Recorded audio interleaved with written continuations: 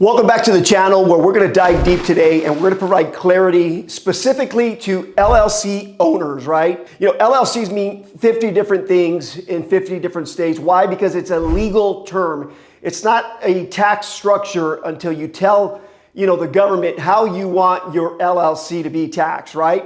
It's important to understand your compensation structure. It's going to be key to both, compliance and of course, success. So let's get ready and let's start to break this down.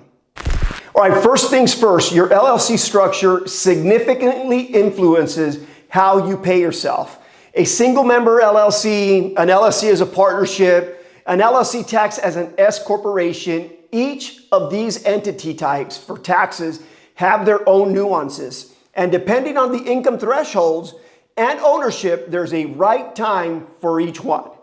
So single member LLCs and partnerships generally offer more flexibility in distributions, but it's the S corporation, right? It's that LLC that's taxed as an S corporation status that really changes the game in terms of payroll and the reasonable compensation requirement. This is why, I want to take a moment here to just again stress for all you sole proprietors out there, right?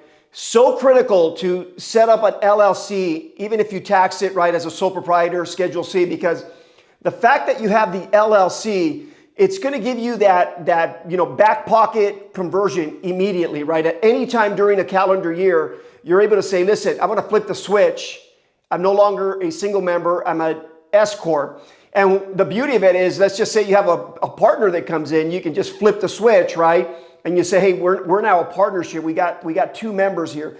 Really, really critical. Keep that in mind. And that's why I always tell people, new business owners, if you're committed, your business, you've got, a way to move forward, just do it correctly the first time around. Set up that LLC. You got a lot of available options at your fingertips. So for most, for single member LLCs and partnerships, owners typically take out, draws for single member LLCs, and then distributions, right? There are also draws for partnerships, which aren't subject to payroll taxes. I'm talking about the draws here, right? So again, if you're a single member LLC and you take out, some profit, that is not subject, right, to payroll taxes. Same thing if you're two or more and you're taxed as a partnership. Those draws that you're taking out from the partnership in and of itself are not subject to payroll taxes. And again, I'm being clear here. I'm talking about payroll taxes. This conversation it's not really about income taxes. However, these don't count as earned income either, right? So that money that you're taking out as distributions, they're not going to count for retirement contributions. The single member LLC will be taxed as a sole proprietor, as we previously discussed, which means you're on your Form 1040, you're going to have the Schedule C. And while the draws are not part of earned income for retirement, the draws are not a deduction against your P&L. So what am I talking about, right? So which means that in most cases, the draws that you're taking out are the profits left in the business that will be subject to self-employment tax and count as retirement income, right? So let me back up here. So again, you took out $100,000 in draws from your single member LLC. Again, those aren't deductions. So at the end of the day, whatever profit you have on that Schedule C, that portion, right, is going to be subject to the self-employment tax, and that portion is going to be counting for your retirement contribution. Now, for an LLC taxed as a partnership, your ordinary income on your K-1 is subject to the self-employment tax, which of course qualifies for the retirement contribution. So again, let's draw a distinction. When you have a partnership, an LLC taxed as a partnership, two or more people, you're each getting some kind of maybe, draw from that partnership. And again, that's not part of the calculation for your retirement or self-employment, taxes. What is you get a K-1. Partnerships, just like S Corps, they generate a K-1 at the end of the year. That K-1 goes into your 1040 and your state. And based on line 1, which is what is your ordinary, income, your profit, that portion is what's going to be subject up to the appropriate thresholds for the self-employment tax, and of course that amount also counts for your retirement contributions. Additionally, some partnerships are structured to where partners can receive what's called a guaranteed payment, right?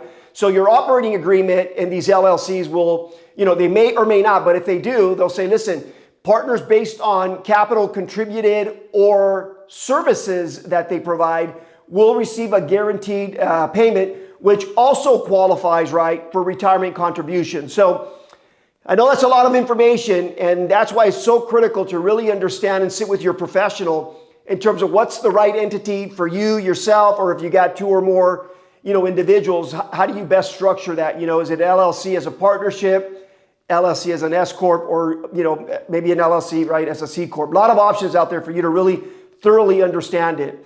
Now, especially for S-Corps, taxed as LLCs, the IRS mandates something called reasonable compensation for services rendered. So what the IRS doesn't want you to do is, you're an LLC and you're taxed as an S-Corp and you're taking everything out as distributions, right?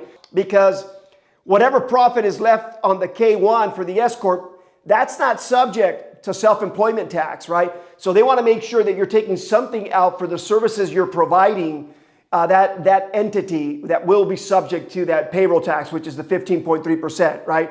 So this means your salary must align, with the industry standards and the roles that you fulfill in your company. Now, remember, just because you might be the CEO of this LLC taxed as an S-Corp, you have to remember that you're also, in most cases, you're the one person, right? You're doing everything. So you're not 24/7 wearing the hat of the CEO, the person creating the service or the product.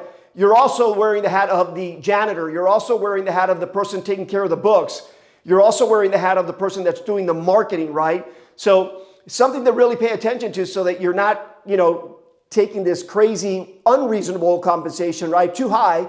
And now you're paying a lot of self-employment tax. So make sure you understand all the hats that you wear so that you appropriately pay yourself only what is reasonable. All right. So this is a big one to watch out for, as many small business owners are sold on the idea of an S corporation for the potential self-employment tax savings without ever discussing the requirement of reasonable compensation. If you take anything away from this one topic right here, is if you have an S corp and you're profitable, you must have some type of reasonable compensation for yourself, which is going to be line 7 of that 1120S form.